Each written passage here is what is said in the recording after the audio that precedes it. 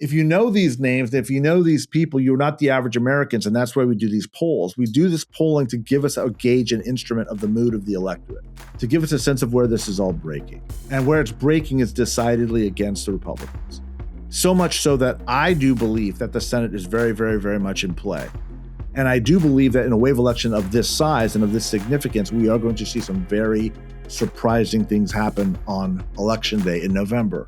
So what might those be? Well, first, let me say this. Guess who's back? Back again. It's Mike Madrid flying solo here in the pilot seat of the Latino Vote podcast this week. My good friend and co-pilot Chuck Rocha is out gallivanting. There's his word for the week because I know he's listening in. Gallivanting around the globe, probably at some African safari or traipsing through some Latin American jungle, doing what Chuck Rocha does, living la vida Rocha, as I say. Andreas, we're going to have to get some good intro music with Living La Vida Rocha.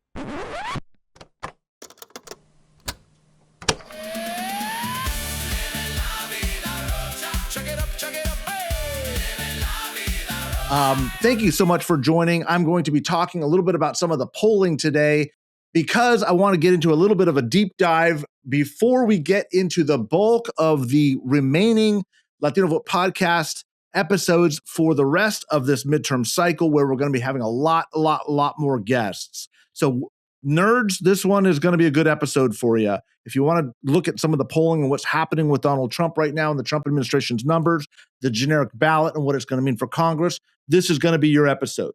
If it's not, well, this is going to be your episode anyway. So buckle up, kids. This is going to be a good one. So here we go. As many of you know, Donald Trump is in a most distinguished fashion, polling at the lower range of any president in the history of modern polling. That's right. Trump's approval ratings are worse than they were with Joe Biden in the economy, worse than Jimmy Carter during the depths of stagflation in the 70s, for some of you OG Latino gangsters out there who remember those days, and even going back to Nixon's Watergate scandal.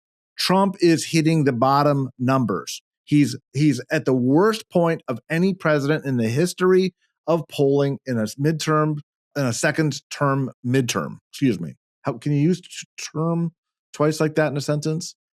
Anyway, so I want to get into why and what that means and what those prospects are. Now let's start with the 2018 midterms, Trump's first midterms, because here Donald Trump was hitting some really, really bad numbers to begin with. And you've got to remember, let me draw the picture of what was happening in 2018. We were seeing for the first time this very chaotic president come onto the scene. People were disturbed by the kind of regular use of Twitter at the time. His kind of governance by Twitter, some of the more erratic stuff that he'd ever done was happening. There was this internal conflict in the administration between sort of the adults in the room, people who had come into the administration not really comfortable or liking the administration, but realizing that if they didn't, there was going to be problems for the country. And so sort of out of public sense of duty, I would imagine, they decided that helping and working on the inside was going to be more constructive than turning all of the reins of power over to sort of the D-list circus clown actors that we're seeing that are basically running the show today. So we can and we will. History is going to be a judge of whether that was a good decision or not. I've got my own opinions about it, mainly negative ones.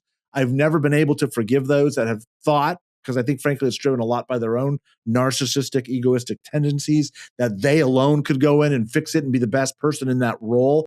I think most of those people that have come out since have been angling for book deals, have been angling for TV shows, social media influencers. I've never been able to personally get past that. And I don't judge those that do. My good friend George Conway reminds me very regularly, we need everybody in this fight. The late convert sometimes can be the most helpful. I'm not sure. I know mentally he's right. I know intellectually that is the right, appropriate way to play politics, serve it cold. But I can't, I think probably because what I went through with the Lincoln Project, what my family went through by being attacked by the Trump administration, and by putting my life and limb and career and profession and firm reputation on the line to fight Donald Trump, all of which came at a severe cost, I had to deal with that wreckage while they were out getting a really, fat paycheck and building up their own careers and are now getting, book deals by converting at the end after implementing some of the worst ideas of the Trump administration, including the kids in cages policies, including the ideas of building up the border wall and putting in alligators and moats and asking the questions, can we shoot the undocumented, maybe in the knees or something. The horrific stories that have come out of the Trump era, we have to remind ourselves, oh yeah, remember that? Like that was crazy. That was that bad then. And I just anybody who took part in that, I've got an issue with. I just do. I'm trying my best. I'm trying to be a better person. It's Good Friday when we're recording. So I'm gonna take a few moments off, 3 hours off, and just kind of meditate on that. And God help me, Jesus take the wheel. I'm gonna try to do a better job of being a better person. I'm not there yet. So again, sorry about the rabbit hole that we just went down. But my point is, in 2018 in the midterms, Americans were being introduced to this erratic president for the first time. Trump loses 40 seats. And remember, in 2018, this was when the pink pussy hats were marching and people were kind of up in arms about this. America was on the left anyway, was as upset and pissed off and feeling as powerless as they are at this moment. And what we see is a 40-seat pickup. 40 seats. That's a pretty tremendous number for midterms. Democrats pick up 40 seats. Nancy Pelosi becomes the speaker. Then begins to kind of shut down a lot of the worst impulses of the Trump administration, at least towards the end, and towards he loses election against Joe Biden. But in that midterm, we have to remember, as much as people were turned off by Donald Trump, as much as they were concerned about all the caravan stories. Remember, this is the year, 2018 was the year that Fox News was running 24/7 stories about caravans coming through the Darien Gap and the invaders, Latino invaders, brown barbarians were coming to rape your women and enslave your children and draw and quarter you and steal your goods. That doesn't work. It doesn't work in the midterms. Remember, 2018, the economy was really good. The economy was roaring. And still there's a 40 seat loss, Fast forward 8 years now to this midterms. There is nothing going right for the president of the United States. Nothing. There's no policy issue on which he is net positive. And I want to talk about which issue is because it's instructive, especially for Latinos and observers, Latino voters, Latino politicians, to really start paying more and more attention. Because he does remain strong relatively. It's his strongest issue, by the way, on the issue of immigration. And we're going to get into those nuances in just a moment. But what he's really, really tanking on is the issue that I've been harping on ever since the November elections, warning that, Trump could win with a record share of Latino voters, which is the economy. It remains his biggest vulnerability. And that is where Democrats need to kind of focus their fire. Incidentally, the dynamics, the fundamentals of this race are so bad. They're so bad that the Democrats could focus on nothing and win. And they will. They're going to take the House by a pretty considerable margin. Will it be 40 seats? I don't know, 40 seats. Look, there's been a redistricting since that last election cycle, since the 2018 cycle. Most red states have gotten redder seats. A lot of blue states have gotten bluer seats. You got to look at the Prop 50 stuff that we just did in California, where we'll pick up 5 seats. Most of which, by the way, we would have picked up in a year like this anyway. I say we, meaning the opposition. The Democrats would have picked them up anyway, and that's kind of the ugly truth behind all of this. Which again, I was saying I was very opposed to this mid-decade redistricting nonsense, this shenanigans. I think the Democrats did themselves a massive, massive disservice, hurting their own brand and their own image. Being a bigger cheater is never a good idea in your personal life, in your professional life, certainly not in the life of your country or career. But again, let's get back to the topic at hand. The chances of the Democrats getting to a 40-seat pickup again like 2018 are de minimis. It's not very likely. There just aren't that many competitive seats.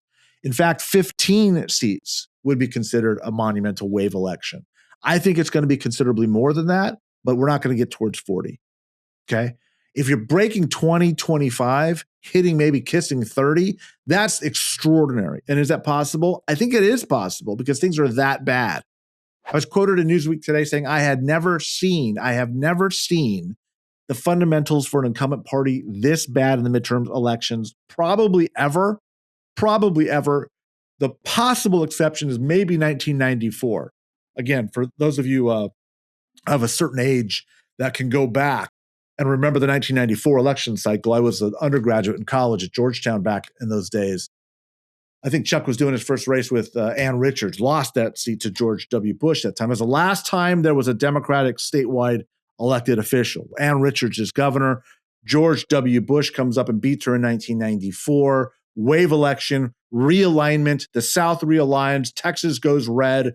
Newt Gingrich becomes the Speaker of the House. The contract with America becomes implemented, and it starts to go from there. Right? A redefinition of American politics that begins really in the 1994 election cycle and is now, I think, just starting to reach the bookend of that period today. That doesn't necessarily mean the end of Republican politics, Republican dominance, although they're doing their level best to make sure that they implode themselves. But it does mean that, again, the end of an era really begins in the 1992-1994 period in our national politics. So what does all of this mean? Well, it means that history is on the side of the Democrats having a big election. All of the fundamentals of the race, the economy being the main driver, are leading us into this place where the Democrats are going to have a very big election cycle. The war in Iran has become a complete quagmire, an expensive debacle of a mess that could end up with the United States quantifiably losing this war, if not in terms of buildings bombed and bodies counted and sent back. It could absolutely mean the devaluation of our currency, the loss of the petrodollar being the standard of which the world trades oil in. It could mean that we lose our allies permanently, our Western European allies in NATO, who will at this point not step up and certainly send troops. France won't let us use their airspace. And good for you, France. Good for you, Europe. Good for you for saying, you know what, if you're going to treat us this way, we're going to treat you that way. Bad for who? Bad for the United States. Bad for the rest of us that have to live with this circus show unraveling every day. But my point is, all of these things are teetering and toppling downhill, snowballing in effect and getting worse. Epstein files still are out there. That's kind of the issue that broke the trust and confidence between the MAGA base and started this civil war with the right-wing media environment, the influencers, the Megyn Kellys, the Ben Shapiros, the Mark Levines, the Tucker Carlsons, the Candace Owens, people whose names I don't want to know, but I kind of have to know because we are in some peculiar vortex where now if you want to understand and follow American politics, you have to know who Laura Loomer is because Laura Loomer has the ear of the President of the United States. And she's the one who was breaking the news on Pam Bondi, by the way.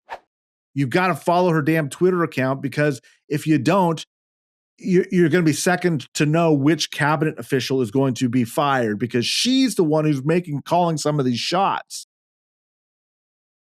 Laura Loomer. That's where we're at. America 2026. And even though us political junkies, if you listen to the Political Latino Vote podcast, you're not a normal person, right? You're in this stuff deep.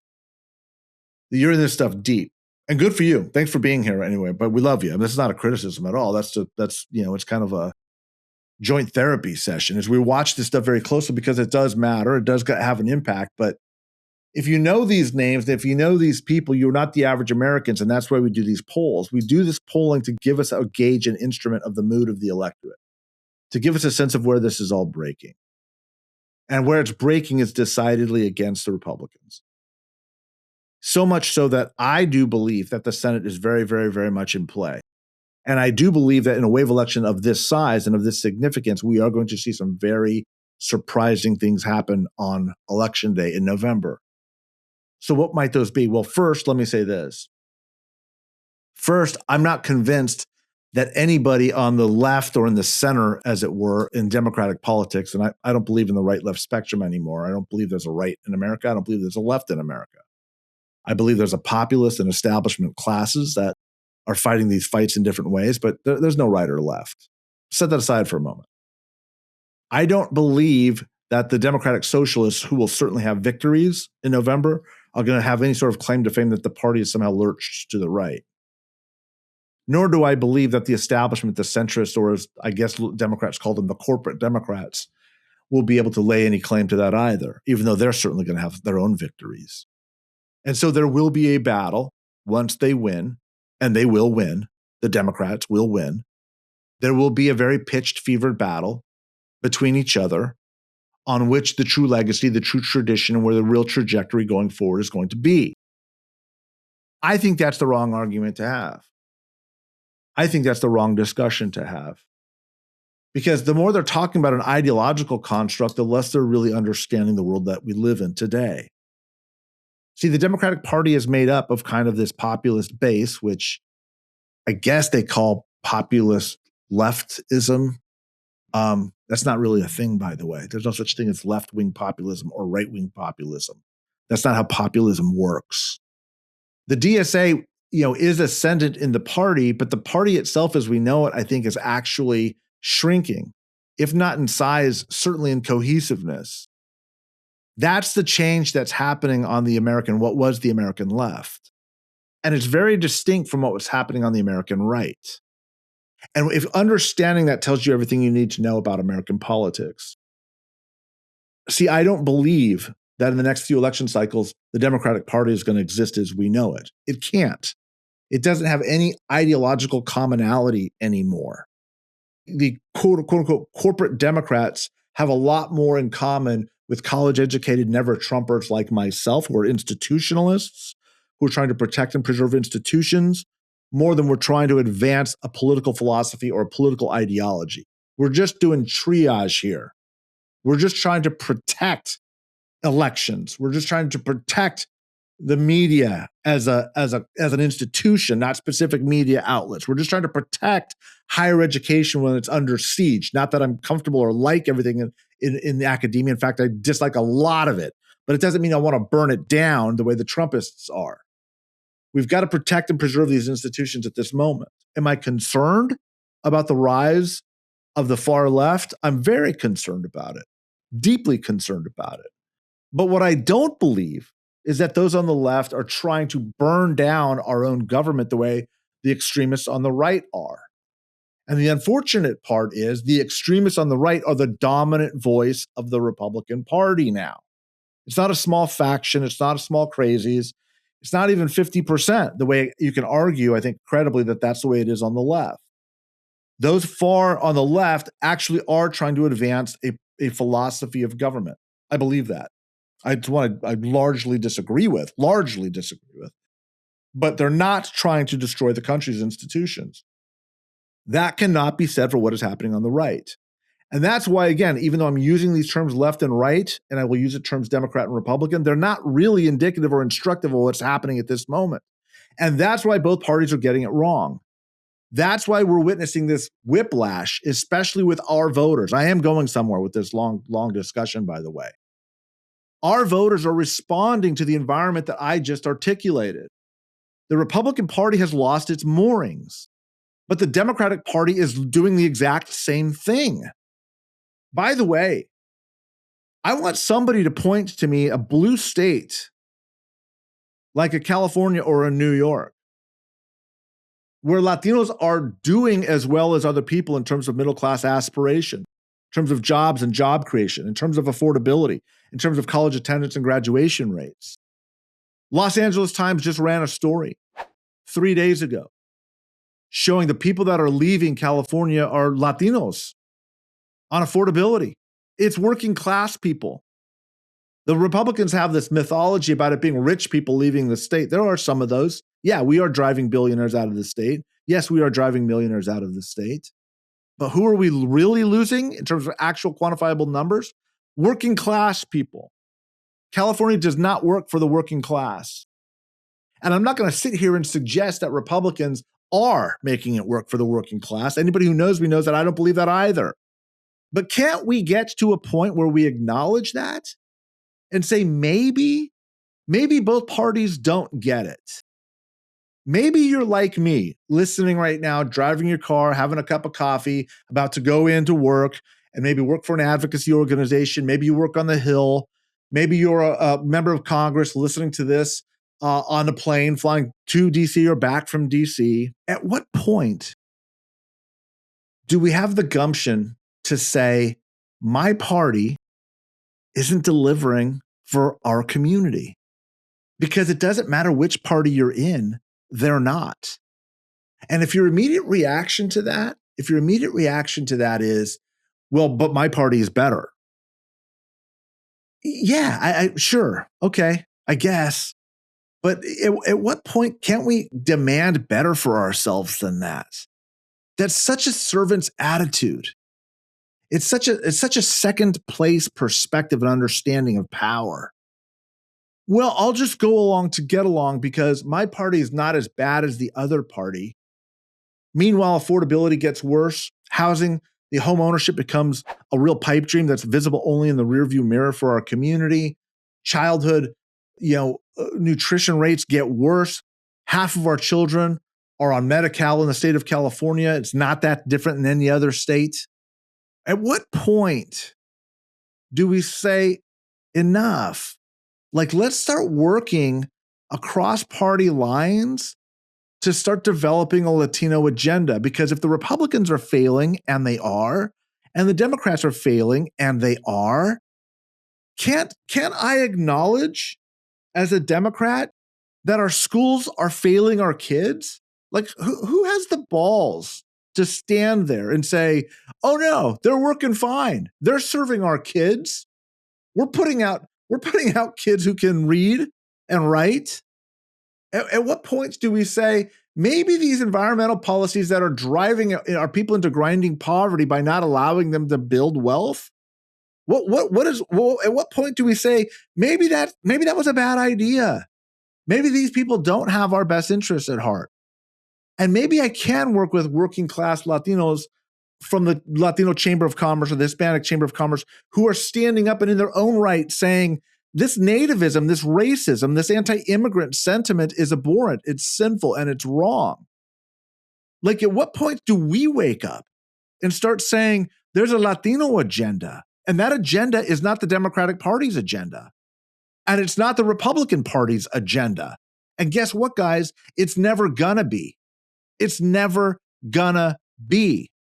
I can tell you that from 35 years of working in this business, 25 of it in the GOP, the last 10 working with Democrats at the highest levels, the highest donors, the highest leaders of the party, speaking on a regular, weekly, if not daily basis with members of Congress in leadership roles, polling, talking to the leaders of the Democratic Senate caucuses here in the state. I have these people on speed dial. I talk to them literally every day. I'm talking to Republicans and Democrats, more Democrats at the moment, every day because they're more concerned about actually trying to fix it. But the problem is the political will to challenge the core orthodoxy, the core special interest in your party, the Democratic Party, is not there to do anything meaningful. And the power, which we clearly as a community don't know how to use, the power that we have is extraordinary at this moment. Like, if you've been complicit and part of this ideology that somehow Latinos are bad because half of us voted for Donald Trump and Republicans, you're not a good advocate or voice for our community, because that was an act of desperation. Look, I campaigned for Kamala Harris. I never liked Kamala Harris, by the way. Known her for 25 years. Would she have made a great president? No. Would she have been better than Donald Trump? 100,000%. So yeah, of course I'm going to vote for her. Of course I'm going to publicly advocate for her. Of course I'm going to volunteer my time for her. 100%. There's no choice. It's obvious. It's clear. Was I a fan? No. Was I buying into the, brat girl summer, whatever the hell it was called in the hype? No. Most Americans weren't either, by the way. A historic amount of Latinos weren't either, by the way. So how about we just be honest with ourselves? How about that? How about we just do some self-reflection and say, you know what? Maybe it's time. Maybe it's time that the frustration that I'm feeling is in large part a function of the failings of my party and the fact that no matter how hard I work, no matter how hard I advocate, no matter how hard I push, they're not going to get it. And if you think I'm just speaking to the Democrats in the audience, I'm not. I'm talking to the Republicans. Both of y'all. All of y'all. Because If you're a Republican in this environment and you haven't been vocal and calling this out, shame on you. Eternal shame on you. Because not only do you know that this is wrong, the fact that you can associate with people whose heart and character you see advocating for it, that's the real crime. That's the real crime. See, I in some ways I can get to this intellectual argument where if you're reading, thinkers and economists and demographers and trying to come to trying to convince yourself that somehow some of these policies actually make sense. I don't know how you get there, but I'm going to give you the benefit of that doubt. But what I'm not going to give you the benefit of the doubt on, what I will not give you the benefit of the doubt on, is seeing with your own eyes, feeling with your own heart, talking to the folks and knowing and seeing what is driving the people that are pushing anti-Latino hate, anti-Latino terrorism against our community, hunting down our people, and gleefully, joyfully engaging it. The I voted for this crowd. Shame on you. Eternal shame on you. And I'm just wondering, at what point do we have it in us as a community to finally say, you know what? I've worked for 20 years, 30 years, some of us longer, some of us shorter, for a party that is never going to get it. Because neither party has any vested interest in getting it. Neither party is going to advocate for a pro-pathway to citizenship, pro-immigrant, pro-tolerant agenda that is coupled with a pro-growth, pro-working class, pro-blue collar, pro-manufacturing, pro-agriculture, pro-construction community, even though that is quantifiably, demonstrably who we are. So if you're driving down the street listening to Mike Madrid right now, look up the rearview mirror right now and look into your own eyes, because you know I'm right. You know I'm right. Play this over and over again, because everybody listening to this knows I'm right.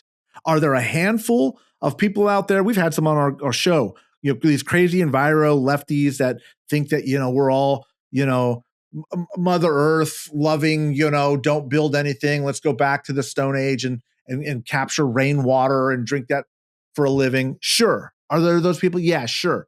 Are there self-hating Latinos who want to be more white and become Proud Boys and Oath Keepers? Sure. Sure there are. But let's be honest. 80% of us are neither of those things. Neither of those things. 80% of us want our people to be able to afford homes. They want us to be able to build more homes. They want us to have our workers on construction sites and manufacturing and providing themselves and their family an optimistic, hopeful, aspirational future, which is why our people come here across hundreds of miles of desert to work for slave labor wages in the first place. And I'm not saying that's right. I'm going to be the first guy in line saying that that's wrong. But I'll be damned if I'm going to care about immigrants until they get here.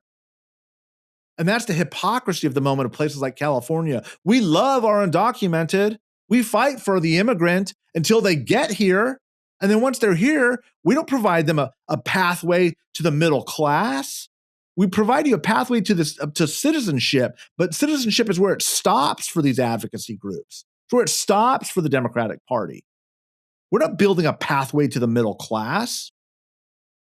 Why is that? It reminds me of Republicans who care about kids until they're born. They'll fight to the death. They'll fight to the very bitter end about being pro-life. But once that child's born, they're not going to take care of them. That's exactly what Latinos do with Latinos. That's exactly what Democrats do with Latinos on immigration. We'll fight to the death for the undocumented to be here. We'll fight for the immigrant all day long until you get here and then need a job. Until you actually want to build and construct and create or harvest or serve. We'll punish those industries all day long and make sure that they're either kicked out of this state or are so limited that they can't provide a living wage in order to produce a living, sustainable wage to work with dignity. The hypocrisy on both sides is just, it galls me. And so if you're still with me, and I'm guessing most of you are, I'm going to implore you again. The way you make change is not by throwing grenades at the other side of the aisle. Everybody does that all day long. Does anything change? No, it doesn't. You know where change comes from? It comes from having the cojones. It comes from having the freaking balls to stand up to your own party and saying, you know what? Labor unions in education, you're hurting our kids, because they are. It comes from having the balls in the Republican Party to stand up to the nativists and say, you know what, you're racists? This is sinful. This is horrible. This is anti-Christian, and I won't stand for it, and I certainly won't be quiet about watching it happen in my own party. Why can't we do both? There isn't a single poll of Latinos that has been taken in decades that doesn't suggest that Mike Madrid isn't right here. You know I'm right. You know I'm right. But we're so vested. We're like hamsters in a wheel. We're the little brown hamsters, right? Everyone's looking for that consulting contract. Everyone's trying to hump the legs of the donors in their respective parties, because we'd rather make another couple $100,000 this election cycle. I don't want to jeopardize that lobbying contract. I want to win my next election cycle. I'm so hooked on Fox News, or I'm so hooked on MSNBC or MS Now, that I'm not willing to say what we all know to be true. And I'm not advocating for the creation of a third party. I'm not talking about La Raza Unida here. God bless them.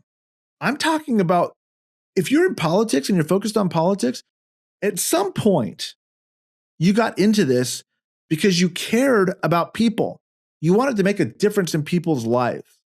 And what I'm really asking you to do is to take a long, sober look. Again, if you're driving, look up again that rearview mirror just for a second, not too long. Don't get into a car accident, but just check, do a little self-check, a little self-inventory here. We're going to have a meditation minute with Mike Madrid on the Latino Vote podcast. I want you to ask yourself something. Am I making the change that I got into this to do? Because 99% of you are not. And how do I know that? Because neither party is interested in advocating for what our community is advocating for. And here's the kicker. It gets better. If you think this is just a Mike Madrid rant, and most of you guys like these rants, by the way. I don't mean any disrespect to my dog, Chuck. But some of these Mike Madrid rants have the highest ratings of all of our shows because, again, I think this is the stuff. I think this is like one of those self-affirmations that people listen to be like, you know what? I really don't like that Mike Madrid guy, but damn, he's right. Damn, he makes a good point. He's really cabron, and he's really got this edge about him.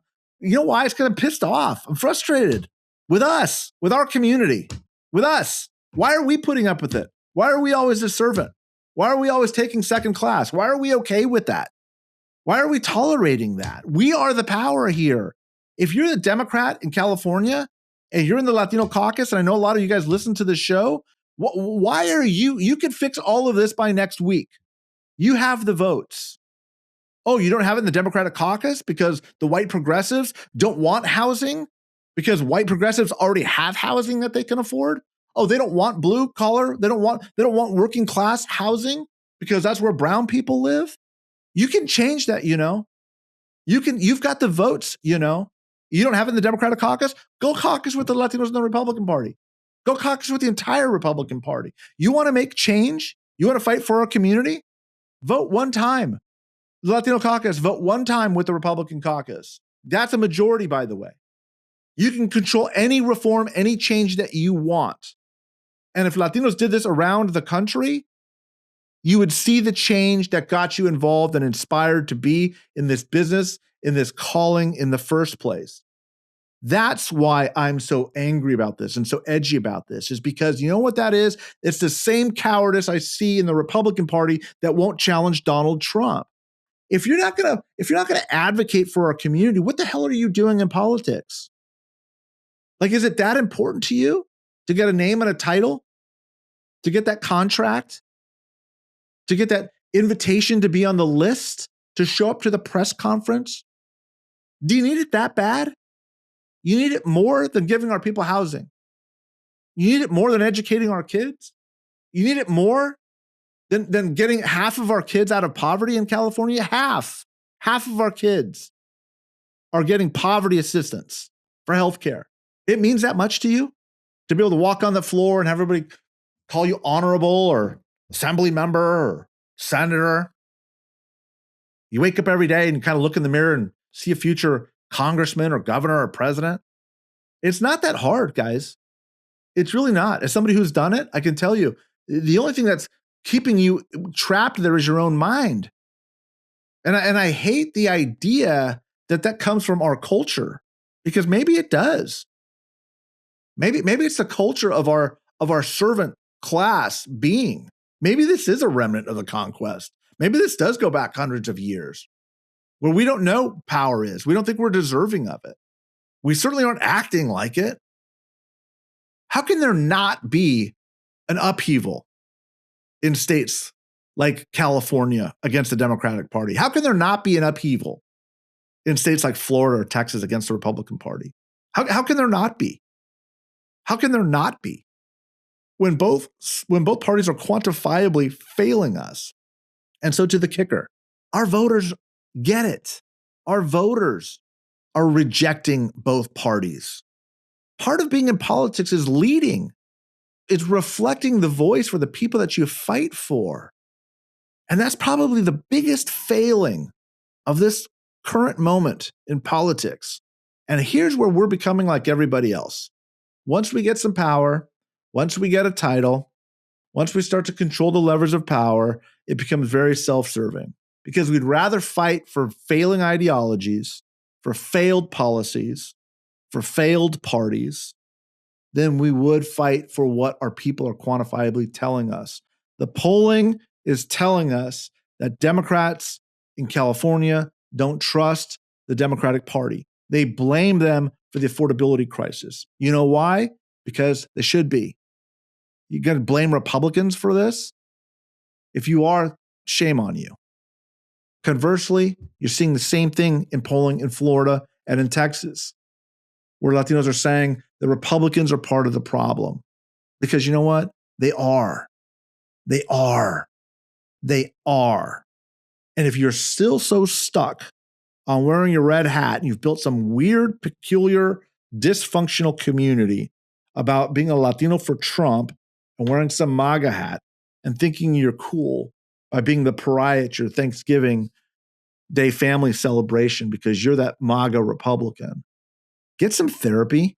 Like, make it easier on all of us. Just go see a therapist. 2 episodes a week, probably. You're going to need that for probably 6-8 months if you're that deep into this. Because there's no evidence that is saying that this is good for our community. None. And my hope is you can always have hope. Hope is kind of this suspended belief when there isn't evidence. There's such little evidence that as Latinos, we're going to figure this out because we're becoming like everybody else. We're becoming these self-serving, self-interested political actors.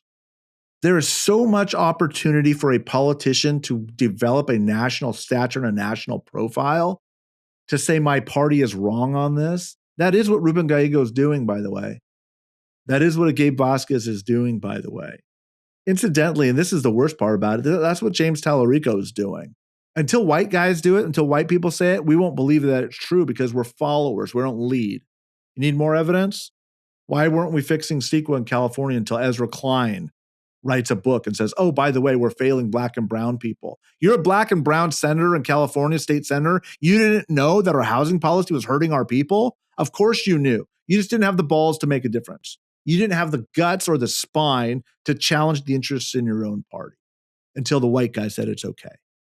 So when Ezra Klein writes a book saying what everybody's known for 30 years, another white guy named Gavin Newsom says, okay, now I feel comfortable taking on my white base, 7 years into an 8-year term, by the way.